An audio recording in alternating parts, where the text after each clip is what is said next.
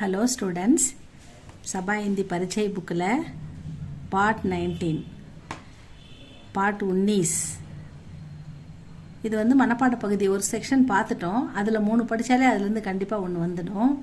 இந்த 3 படித்தாலும் இதுலேருந்து ஒன்று வந்துடும். 6மே படித்தாலும் நல்லது தான். 3 ஏதாவது இந்த செக்ஷன்லேருந்து ஒன்று வரும், அந்த செக்ஷன்லேருந்து ஒன்று வரும். ஏதாவது ஒன்று தான், எனி ஒன் அது மட்டும் தான் கேட்பாங்க. பார்த்துக்கோங்க. மை பி பனுங்கா காந்தி, இந்த பாட்டு வந்து காந்தியை பற்றி. சதா சத்யகா பாலன் கர்க்கே, சதா எப்பயுமே நான் வந்து உண்மையை தான் வந்து பேசுவேன், சத்தியத்தை தான் வந்து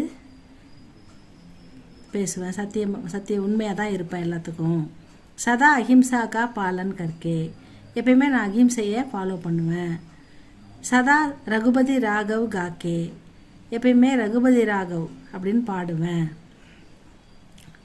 பாடுவதன் மூலம், அகிம்சையை ஃபாலோ பண்ணுறதன் மூலம், சத்தியத்தை கடைபிடிப்பதன் மூலம், சதா சப்சே பியார் கர்க்கே, அனைவரையும் அன்புடன் நேசிப்பதன் மூலம், மைபி பனுங்கா காந்தி, இதெல்லாம் காந்தியோட குணங்கள், அதனால் நானும் காந்தியாக மாறுவேன் அப்படின்னு ஒரு பையன் சொல்கிற மாதிரி இந்த பாட்டை எழுதியிருக்காங்க ஸ்டூடெண்ட்ஸ். அவ்வளோதான் இது.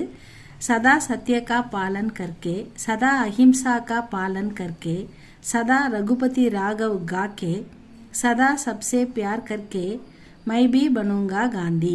இதை மனப்பாடம் பண்ணுங்க, பார்க்காம சொல்லி பாருங்க. நெக்ஸ்ட்டு வந்து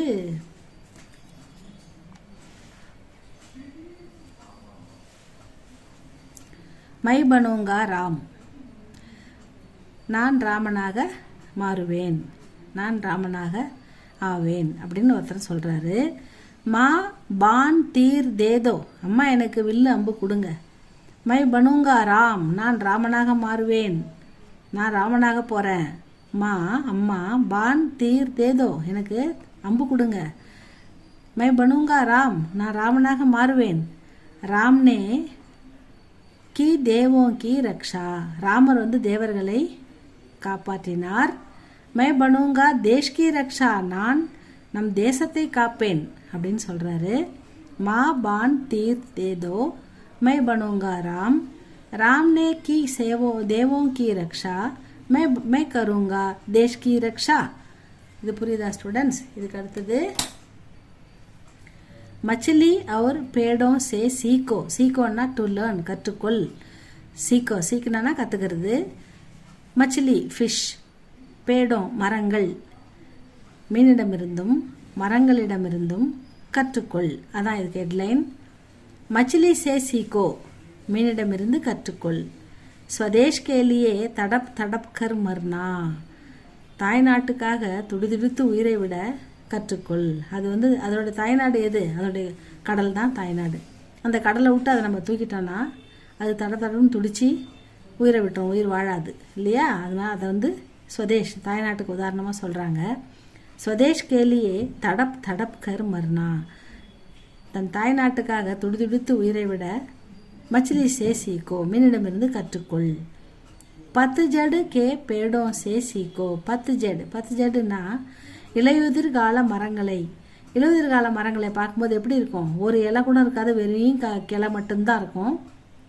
நமக்கே டவுட் வரும், இதுன்னா உயிரோடு இருக்கா செத்து போயிடுதா? இந்த அளவுக்கு ஒன்றுமே இல்லாமல் இருக்குது. ஒரு மரம்னா அது பூ இலை காய்கள் இப்படி இருந்தால் தான் அழகு. அது எதுவுமே இல்லாமல் அப்படி பட்ட மரமாக நிற்கிது இல்லையா? அந்த மாதிரி மரங்களும் வந்து பத்து ஜடுக்கே பேடோசே சீக்கோ, அந்த மாதிரி இலையுதிர்கால மரங்களிடம் கற்றுக்கொள். துக்குமே தீரஜ் தர்னா, துக்கத்தில் கூட தைரியமாக இருக்கணும். ஏன்னா அது வந்து நமக்கான காலம் வரும். இலையுதிர் காலத்தில் இலைகள் உதிர்ந்தாலும் வசந்த காலம் வரும் வரை அது காத்திருக்கும், தைரியமாக இருக்கும், மனசை கைவிடாது. அப்போ வசந்த காலம் வரும்போது அது பூக்கும், காய்க்கும், அழகாக இருக்கும். அப்போ அது வந்து நார்மலாக இருக்கும். இப்போ இப்படி இருக்கும்போது அது தீரஜ், தைரியமாக இருக்குது. அதுக்கிட்ட தைரியத்தை கற்றுக்கோ, பொறுமையை கற்றுக்கோ. துக்குமே துக்கம், ஏன்னா இலையெல்லாம் இல்லாமல் பட்ட மரமாக நிற்கிறோம், அழகே இல்லாமல் அருவருப்பாக நிற்கிறோம்.